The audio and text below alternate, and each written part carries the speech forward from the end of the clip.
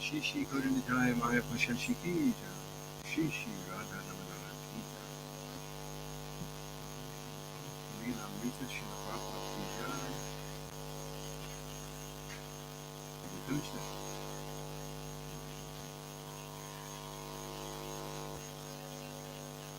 So reading from Srimad Bhagavatam. Om Namo Bhagavate Vasudevaya.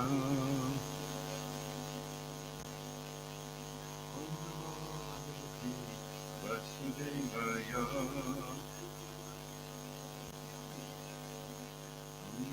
Bhagavate Vasudevaya.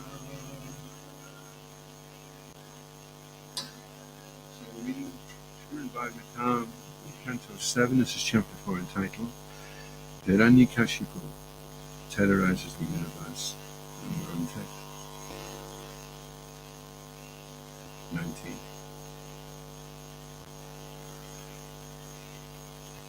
I think we did all that in 3.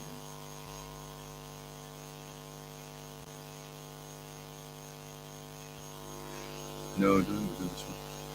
I don't recognize it. So the one we did previous. Yeah, we've done the previous one. I know this one.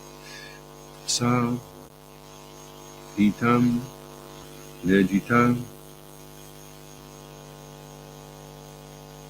Oh, sorry, 19. Did you go to 20? Sa itam nijita kakum. Eka rad vishayan priyan. Eka rad vishayan priyan. Yata pajosham bunjano.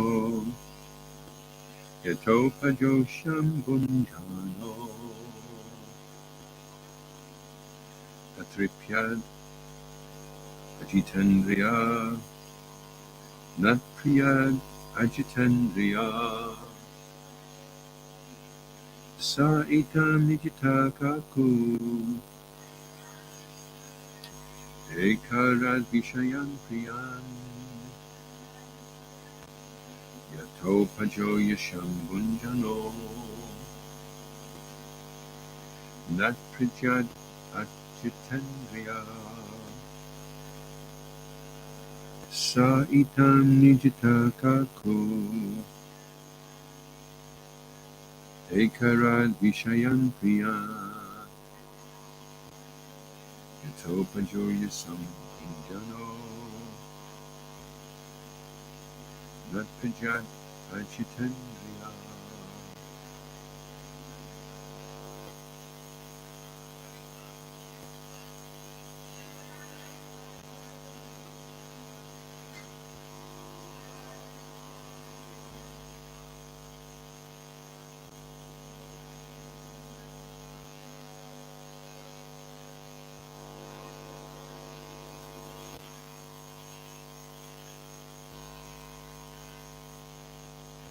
Itam nijitikaku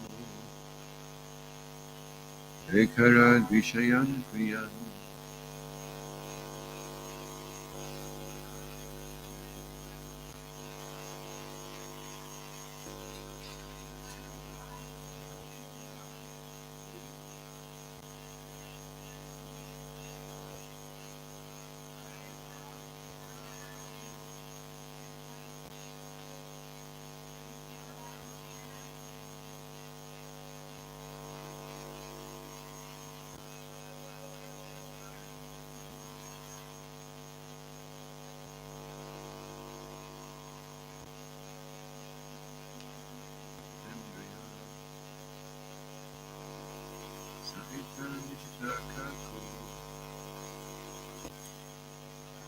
Shayan Priyan.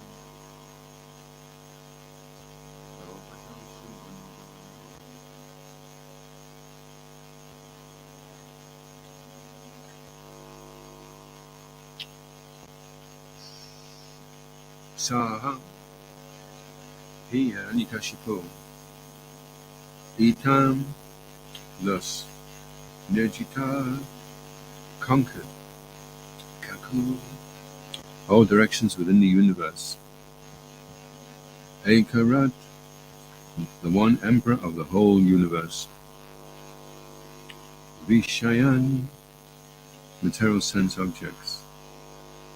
Priyan, very pleasing. Yata upajosham, as much as possible. Bunjana, enjoying. Na, did not. Atripyat, was satisfied. Ajita indriya, being unable to control the senses. Translation: in spite of achieving the power to control in all directions, and in spite of enjoying all types of dear sense gratification as much as possible, Hiranyakashipu was dissatisfied because instead of controlling the senses, he remained their servant. So responsibilities. In spite of achieving the power to control in all directions, and in spite of enjoying all types of dear sense gratification as much as possible, Hiranyakashipu was dissatisfied because instead of controlling his senses, he remained their servant. This is an example of a suric life. Atheists can advance materially and create an extremely comfortable situation for the senses, but because they are controlled by the senses, they cannot be satisfied. This is the effect of modern civilization. Materialists are very much advanced in enjoying money and women, yet dissatisfaction prevails within human society because human society cannot be happy and peaceful without Krishna consciousness.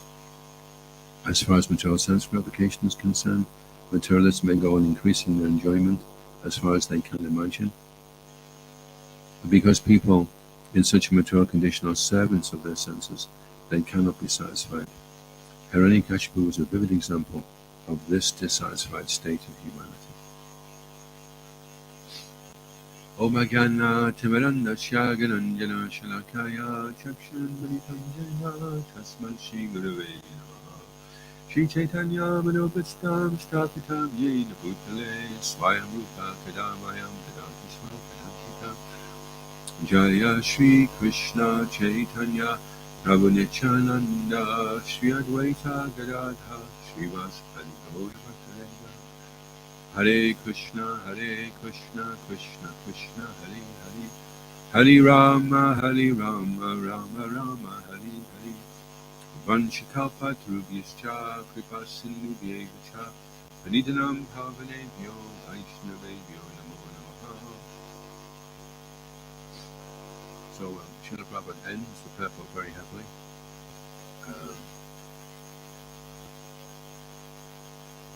So in the translation it's saying that although Hiranyakashipu had everything, he remained dissatisfied because he hadn't controlled the senses. So it's interesting because initially he had controlled his senses. That's how he'd managed to invoke Lord Brahma's presence. But then he gave up controlling his senses. So devotional service can be like that. A person may take up devotional service because he's distressed. Everything okay? And once the distress has been removed, then he doesn't see the need anymore to practice devotional service.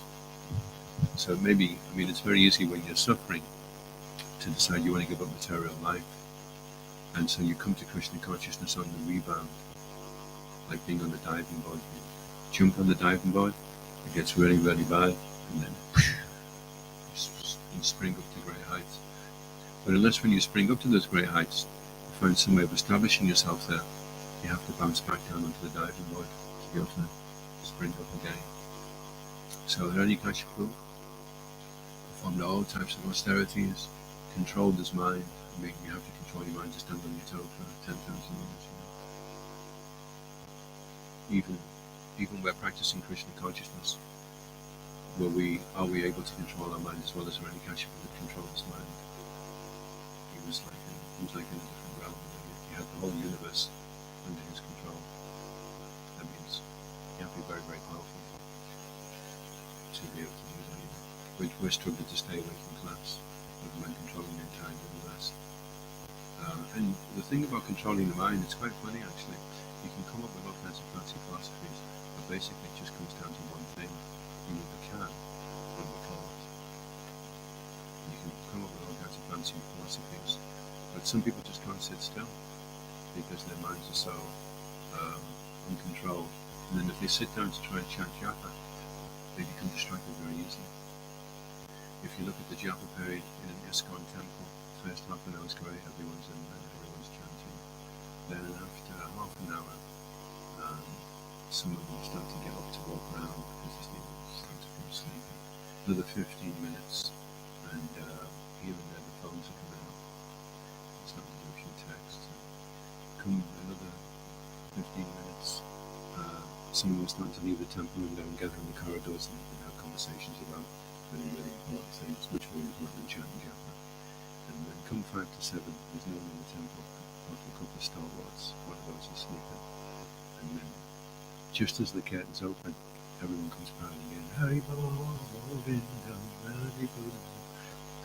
So that is the sad condition, unfortunately, to be in. It's a japa pandemic. And the vaccine used to take shelter of Krishna, especially then. It's like the vaccine's been handed out, no one's there for the needles. So Hiranyakashipu controlled his mind so much that Lord Brahma, his heart melted, and he thought, well, whatever he wants, he's worked so hard for this, I'm just going to give him whatever he asks for, even though he knew it was going to be trouble. So that's the power of controlling the mind.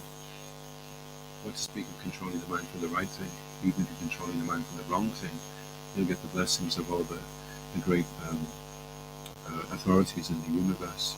But if like they say, Srila Bhaktisiddhanta Saraswati Thakur, well, actually, Srila Prabhupada is our grandfather. To his disciples, he was his father.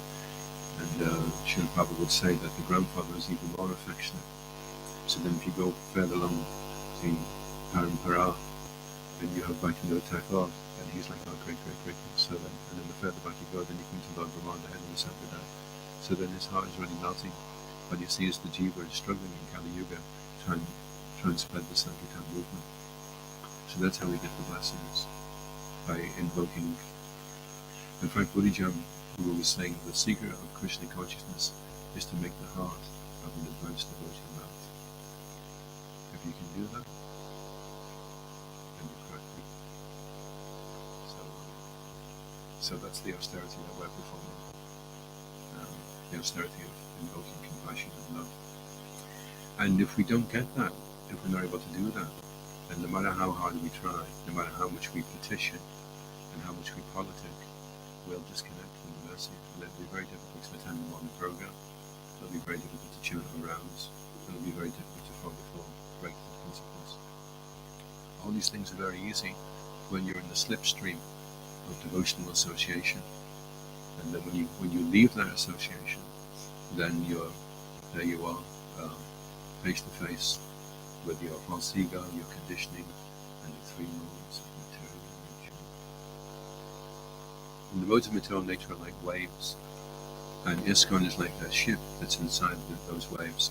So the ship at times gets tossed around, but the trick is to stay on the ship. Don't jump off the ship. You may free yourself from seasickness, but that's because you're lying dead on the bottom of the ocean.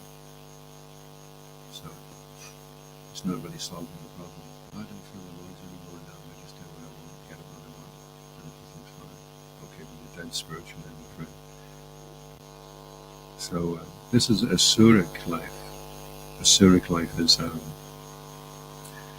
You're dissatisfied because you're giving into your senses. In fact, it's an interesting thing. If you want to turn around, when you say senses, the senses are basically the voice of the mind, or rather the mind is giving the senses, it's articulating their sentiments. That's what the mind is doing, basically. The mind is telling you what the senses are wanting. That's what it is doing. It's the mouthpiece for the senses. So if you turn around and you say, listen, what's the point of fighting about this? You just tell me what you want, and I'll do it for you, and everything will be hunky-dory. So one devotee did that, and the senses said, I want to leave Krishna consciousness. I want to stop this chanting stuff. I want to go to a rave, and I want to take some ecstasy. So he said, okay, no problem. Let's do it. If that's what you want. It's going to keep you happy. That's fine. We'll do it. So he's there at the rave. And he says to the man, okay, you're happy now. And there's this pause. And then the mind says, do you realize you're going to hell? And he said, well, you... And the mind says, well, you didn't listen to me. You've read the Bhagavad Gita. You know you shouldn't. You're supposed to control me, you idiot.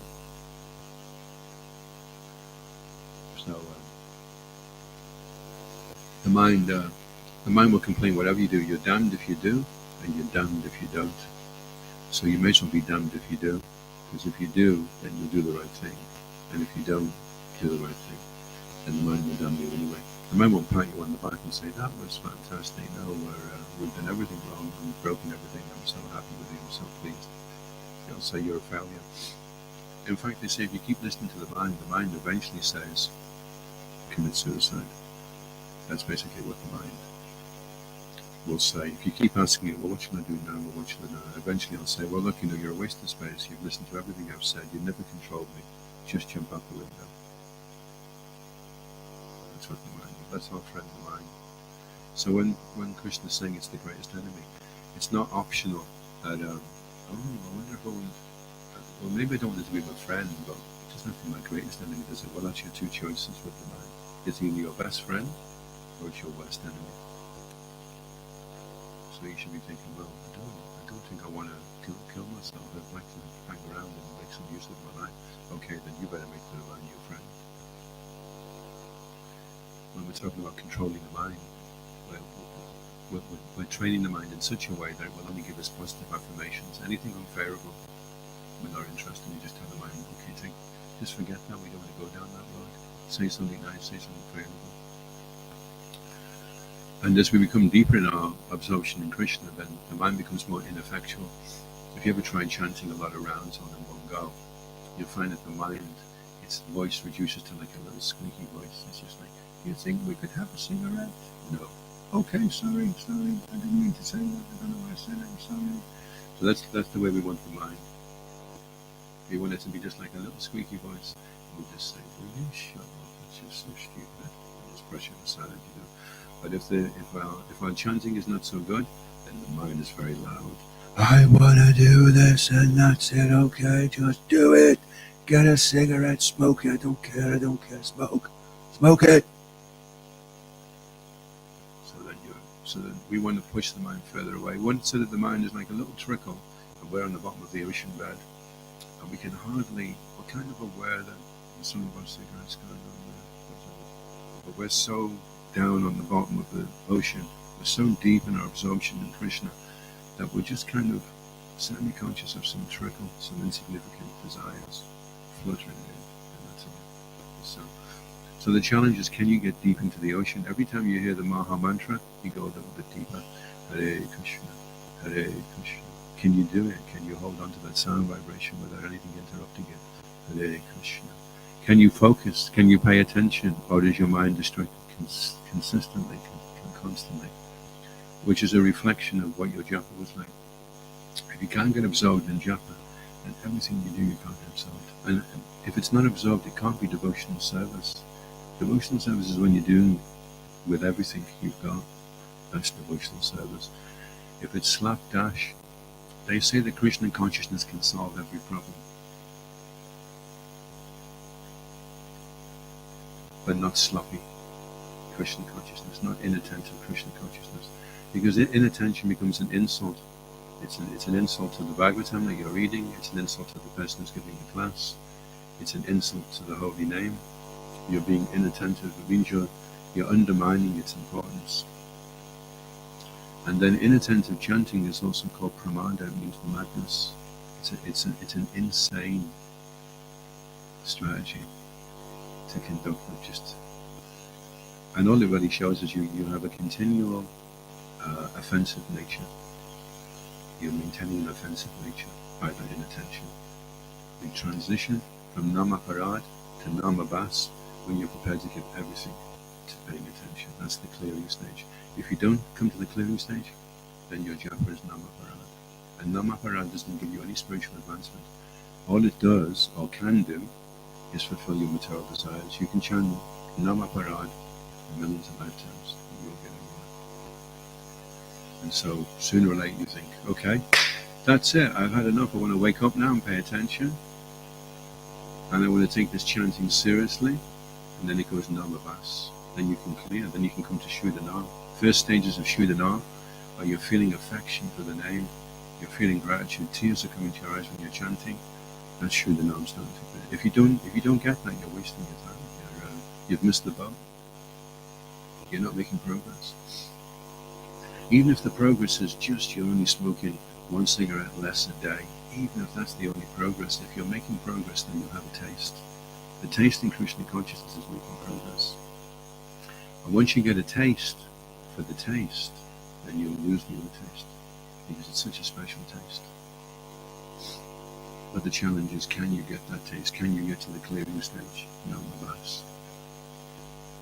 If you can, then you're going home. This is your last lifetime. Every day is a celebration, because this is your last lifetime in the entire world. It's the summum bonum. It's the highest. It's the only real thing that's tangible. Everything else, whatever you accumulate, you lose, you waste.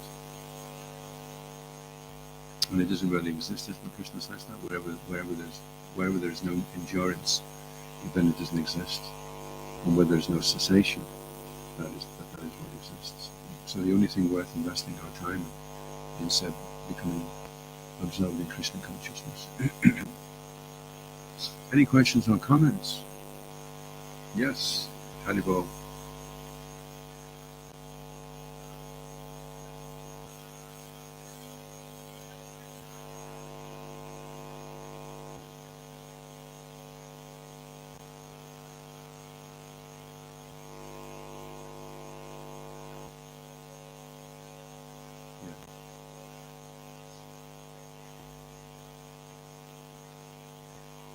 Yeah.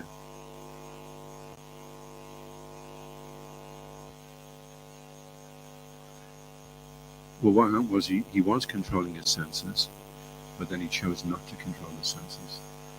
So when he chose not to, that's when the problem started. If you look at the first part of this chapter, he's a really good boy. He's been really nice to Lord Brahma. He's given him all kinds of nice prayers. He's the Supreme Person. Everything's great. And then as soon as he gets what he wants, then he becomes a naughty boy. Then he goes very nasty. So the trick is can you sustain a controlled mind? We can all control our mind when we're painful. When it's painful, we're in a suffering condition. It's not a problem to control our mind. But then when all the mitigating circumstances are removed and everything goes nice, and you're peaceful and you're happy, and prasadam's there, and you've got a clean dhoti, a clean sari, and everything's great, and then you think, well, everything's fine now, so I don't have to really bother trying that hard anymore. And then you relax. And the thing about relax, if you relax your vows, it's like those guys that do the water skiing. As long as they hold onto the rope, then you're on top of the water. You may get splashed here and there, but you're basically not sinking. As soon as you let go of the rope, you'll sink. As soon as you relax, blah, blah, blah, blah, blah, blah, blah, blah, then the material energy will come in. So that's what happened with Hiranyakashipu. He had his desire, he had his motivation. He was standing there in a skeleton body. He'd been eaten alive, and he just resisted to scream out and flick all the ants off. He was just so focused that this is what he wanted. But then, as soon as he got it, he had this nice golden body, everyone had to do what he said. He was so powerful, and then he just relaxed. It's described in a few Prabhupada's earlier that it was very strong smelling wine. I mean, it was very, after, because the nature of sense gratification is you have to keep intensifying it, otherwise it loses its. In America, the American businessmen, the only way they can get excited is they have to get tortured first and pay so much money to put phone screws on them, and then they can kind of stimulate some kind of sensation out. So the body becomes so battered and so degraded that they have to practically hit themselves on the head with a hammer to get some kind of. We were at this rave one time during Sankirtan. There was two boys standing in front of the screen, and the screen was just going like this. And then there was two speakers that were about 6 foot high. They were blowing. The sound was making so much, like displacing the air so much that it was creating a draft, and the noise was really, really loud. And these two guys were on something, and they were just like this. And they were watching the screen. So the more you gratify the senses, the duller things become, and then you lose the human form. You go to the body of an animal where everything gets duller and duller and duller. You just pound, you keep pounding the senses. So that's the nature of enjoyment. So Hiranyakashipu, he let himself go, then the booze started getting stronger and stronger, and still it wasn't really hitting the mark because he was spiraling down in his consciousness. And then you see the way he's behaving toward his son. By this time he got quite nasty. He wasn't like a friendly guy anymore. We were speaking to a man once. She, Koda Nikai, Maya Pashashi, he. And he had a hole in his nose. Well, instead of the hole being there, because most people's noses have a hole now, his hole was there. It was because he'd been doing this too much. And it bent a hole into his nose from the cocaine. And so he'd come back one day. He was Mr. Nice Guy.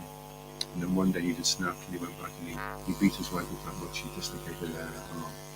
And so she filed for divorce, and he lost the right to even see the kids. And then he was in a really sorry state. So he'd built up this whole restaurant, and he had a whole really good business going, and he was Mr. Nice Guy all the time. And then Mr. Nice Guy just snapped one day. Because it was false, and he wasn't actually controlling his senses. So, Srila Prabhupada said the only time you can relax is when you're in Krishna's arms. Up until then, you have to just be on your guard against the mind all the time. Never underestimate the mind.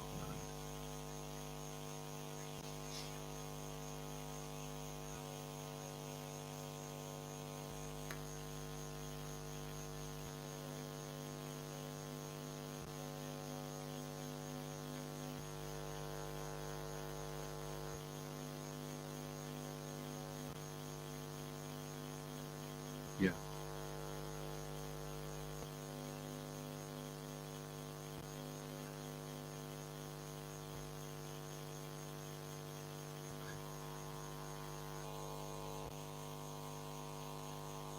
Well, yeah, we have different. There was one devotee who was really upset, and he went to Satsvarup Maharaj, and he said, "I'm so proud and so offensive, but you've always been so humble and so nice, and I just can't seem to be like that."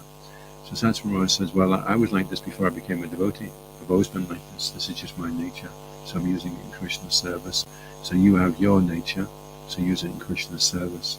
So if you're a very strong person, very confident person, very confrontational person, then you can use that in Sankirtan, approach people with books, convince them to take the books.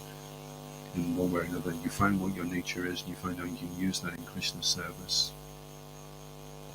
So self-realization means you start becoming aware of what you're good at and what you're not good at, and then you cultivate your Krishna consciousness accordingly.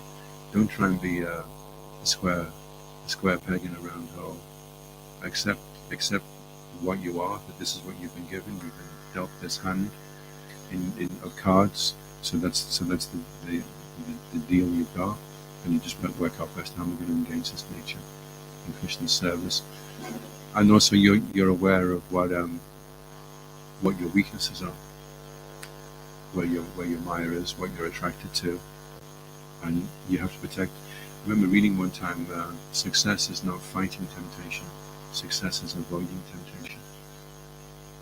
So you steer yourself clear of those types of situations where you are weak, and you will be prone to fall and become distracted from Krishna consciousness. So, and sometimes self-realization, it doesn't work so well when we do self-realization ourselves, because when you look in the mirror, you always tend to do that. Well, I don't know, because I've got quite a big nose, but it's not that big when you go like that. So with false ego, you adjust how you see yourself to suit and accommodate. Or if you say to somebody else, how do I look? And you say, well, you've got a massive nose. Okay, well, I guess that's it. But you'd have to find somebody that could give you feedback in a way which wasn't going to be a critical type of feedback. Feedback in a way where you still felt supported. You felt like the person had your best intentions at heart. And if you can find that person, then you've halved your problems. A problem shared is a problem halved. Do you have somebody in your life that you can be brutally honest with and is not going to judge you or look down on you because of that? If you do, then you're on your way home. You've found the formula for success. Because it means any problem you have will only be half the problem. Krishna is saying directly, it's impossible actually to overcome the material energy. It's so difficult. It's like being in a prison where you just can't get out no matter how much you try. So you need someone's help to do it.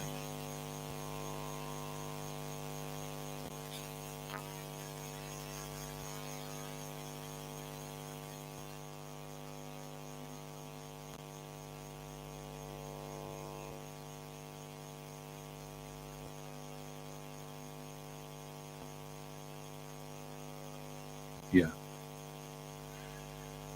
Yeah, well, sometimes you find yourself doing things which you may even feel are self-demeaning. You may think, I'm a Sangeeta devotee, why am I being having to fix the seat on the lady's toilet? I shouldn't be below me. But you can even build up a false ego about what type of devotee you are. We used to have this group. It was called Quality Fine Arts. We were selling oil paintings. Some of us were doing 1,000 a day. And the ones that were doing the street were like small time. And if they came over during Prashad for chat with us, they're like, okay, it's a small time. Where's the 1,000 club? It becomes like a little cliche, You can get into that. So that's false ego as well. Rather than from Krishna's point of view, if a devotee finds it so hard to do one book, and another devotee finds it so easy to do 100, it's not that Krishna's 100 times more pleased with the devotee that's doing 100 books. He's 100 times more pleased with the devotee that's doing one book, because it's 100 times more difficult to do the one book than it is for the one who does 100 books. He just does it because he's got charisma and he's good looking, and all the ladies run around him when he's passing out books, and they'll say, "Oh, I'll take one." And he's just like, "Yeah, take two." Okay, I'll take two. And so he's just passing them on. There's no problem. The other one's like, take a book. No, please take a book. But he's still compromised, I don't want to take a book off you. You look like cousin mother. No, please take a book. And then finally someone does take a book, and Krishna's like, It's very hard for us to understand what's going on. Only Krishna really knows what's going on. That's why he says in the 9th chapter, Apished Sudarat Shira, he says, don't judge. That's not your position to judge. That's between me and him. If he's goofed up, if he's fallen down, okay, well, what's in his heart? I know what's in his heart. You don't know what's in his heart. Rasagrahi, that's it. Krishna is the appreciator of the heart. He sees beyond all the layerings, and he sees this person's trying to love me. And because it's very hard, he's having to try harder than somebody else, maybe. So Krishna's heart goes out. But Gita Pavana, there's a nice deity of Lord Chaitanya who's like this. And Prabhupada was telling me it means he's giving the highest.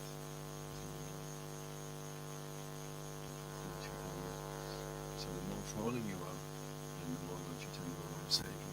Because you're the one that's going to suffer more than anybody else, If you're potentially going to suffer. The ones who are potentially going to suffer more because they're more fallen, they're the ones that Lord Chaitanya is especially concerned with helping.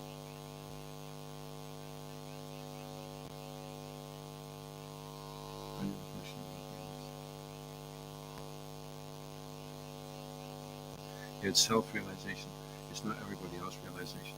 So if you're always trying to work out where everybody else is at and why they should be doing this, and look at the state of them, they can't even wear his clothes properly, and look at this one over there, he's really sloppy, and look at him over there. Well, that's all that time could have been spent on working on yourself. So you have to look at yourself, self-realization, not everybody else's realization. Work on yourself.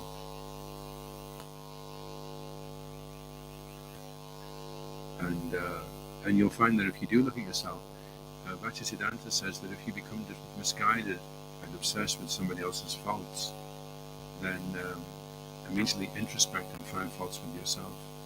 Nobody can harm you unless you harm yourself. Like that, it says. Nobody can harm you unless you harm yourself. And how do you harm yourself? By finding faults with others. If you're finding faults with yourself, you think, well, if I'm finding faults with myself, surely that will harm me, because I'll become so discouraged. But if you find faults with yourself, then you feel more grateful to be in the association of devotees, more enthusiastic to practice devotional service and get out of material energy, more determined to chant nicely. If you think of other people's faults, and you think you're okay, so you just relax and go, I'm really bad, I'm really as bad as that, so I don't really have to try that again, because if I'm in trouble, then it's totally finished in the state of the and therefore I can just... That's how the newspapers work. People are happy because they can read about other people that are in worse conditions than themselves, so then they can feel okay, you know. So it's such a person had this terrible thing happen to him. So it shouldn't be association of devotees shouldn't be affected by that envious mentality. We can just work on ourselves.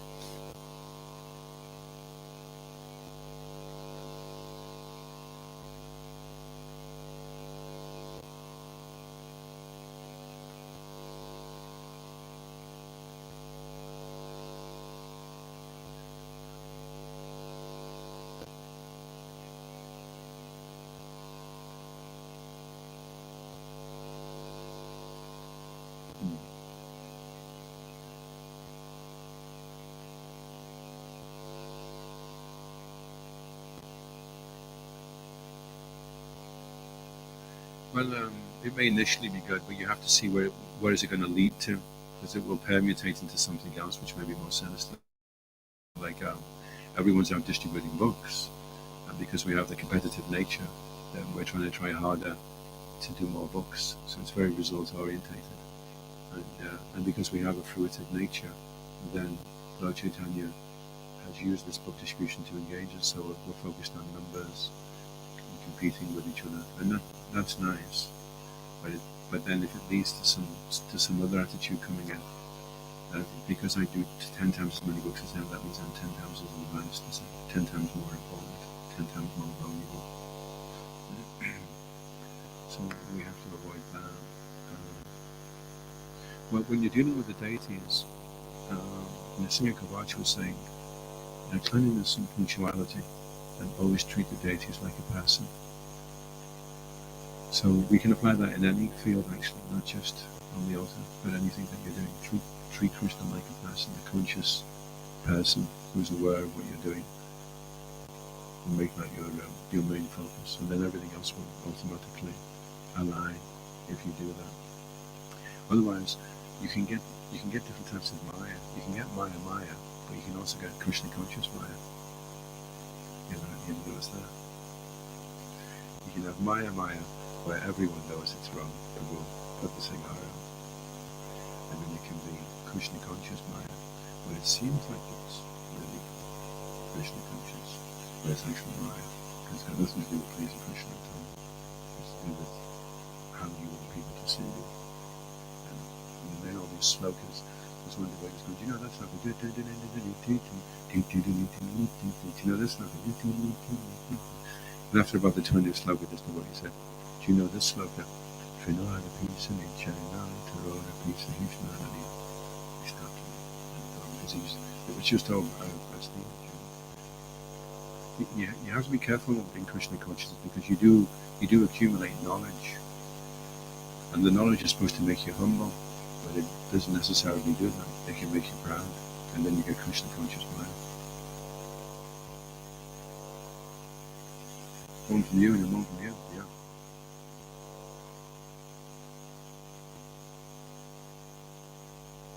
Yeah.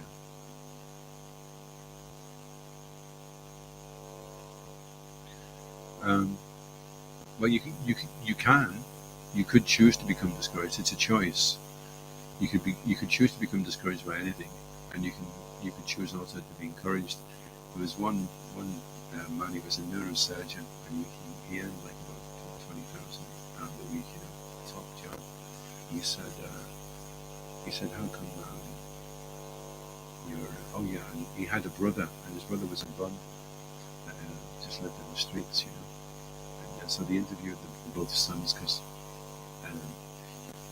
they wanted to find out why there's people that way. And so the one that was a bum in the street, he said, how come you're like this? And he said, my father was a drunk, so how do you expect me to be anything else? And they went to the neurosurgeon. He said, how come you're so successful? And he said, because my father was a drunk, so how do you expect me to be anything else? So one chose to be encouraged, and one chose to be discouraged. Just depends on how you want to react. What happens to you isn't really the problem, it's how you react to what happens to you. That's the problem. And if you can't learn to control what happens to you, you can fully control how you react to what happens to you. And that's the secret of success.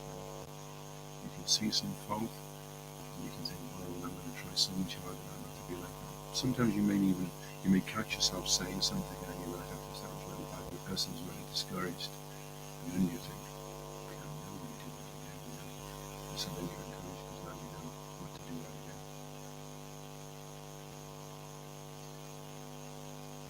Krishna.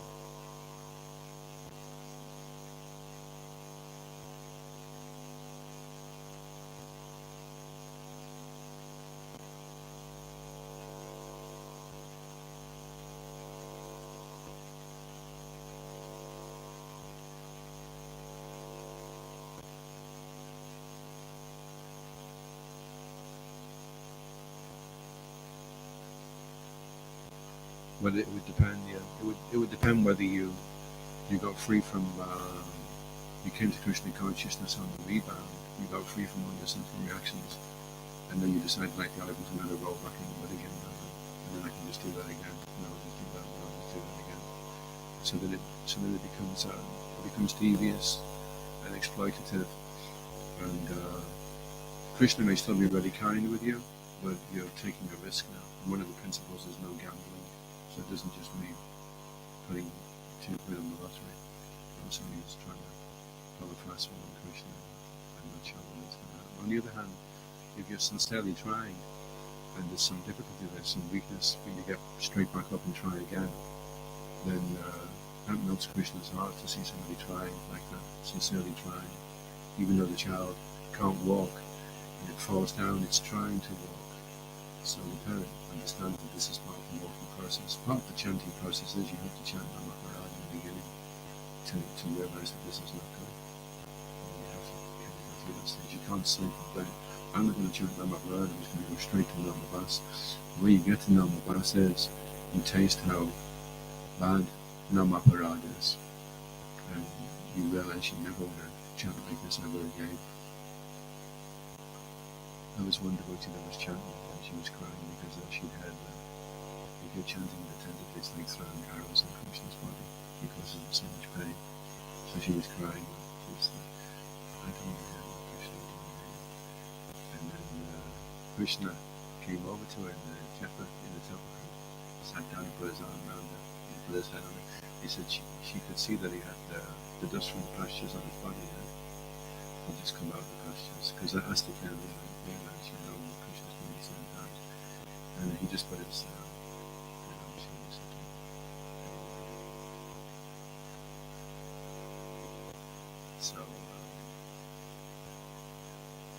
so that's okay.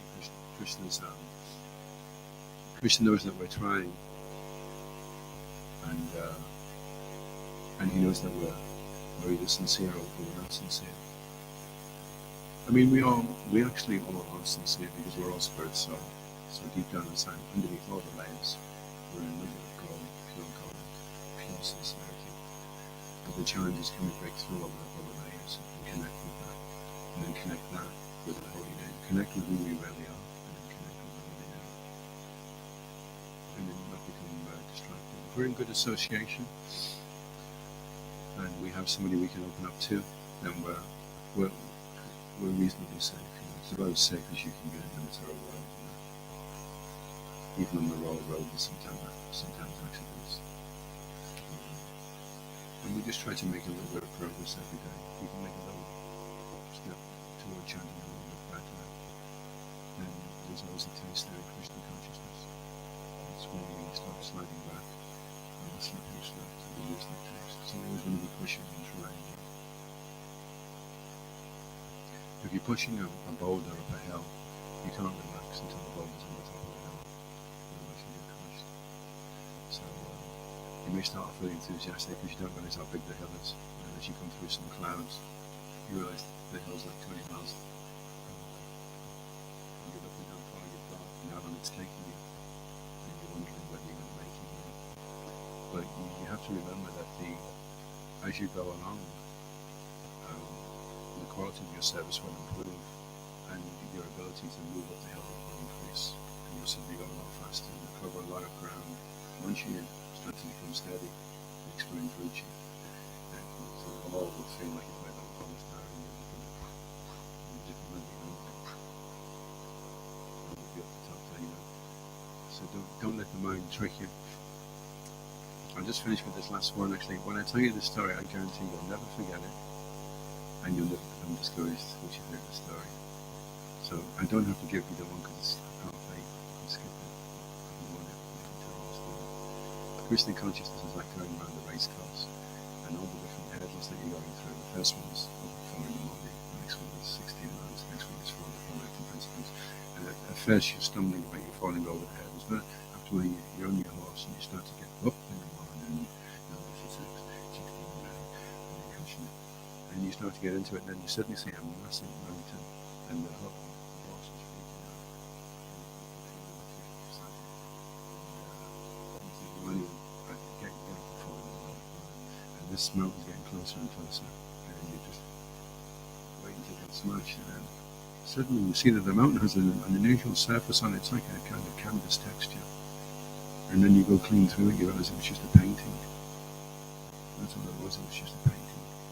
If I can just continue on with going over those little hurdles, the things that I can do, I'll smash through all the mountains, wherever they are. Once you've been through a few, the next time you see the mountain range, it's just another story from life. You just keep doing what you do on a daily basis. Don't quit out, just keep going. And you start going through it. And then you just learn not to take it seriously. That's really what controlling the mind is. You're not tricked any longer by the mind. The mind makes these presumptions and expands what reality is going to be like. And you think, whatever it is anyway, I know I can do this, I'm just going to keep doing it. Jai. Iskandar Ki, Srila Prabhupada Ki, Gaura Premanandi.